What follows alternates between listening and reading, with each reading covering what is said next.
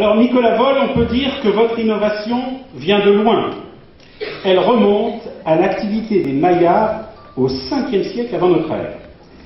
Cette civilisation, connue pour ses travaux en astronomie, quoiqu'on ait un petit peu exagéré avec leur calendrier ces temps-ci, elle comptait aussi, cette civilisation, d'excellents chimistes avant l'heure.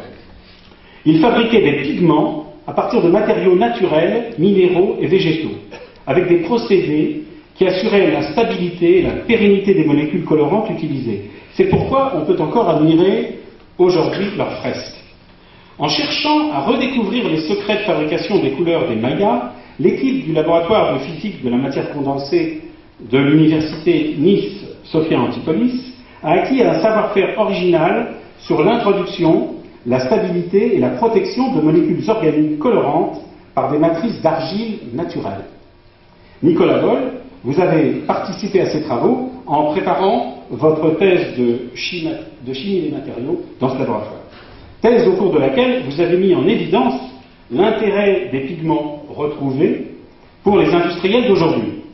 Passionné par ces recherches, vous avez décidé de les pousser plus loin en créant une entreprise innovante, Pigmasure, dont vous rédigez actuellement les statuts. Son objectif, produire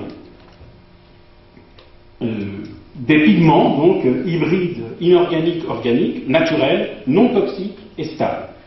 De fait, une large palette de couleurs intenses et résistantes à différents milieux a déjà été mise au point. Mieux encore, le procédé de fabrication ne fait intervenir aucun solvant.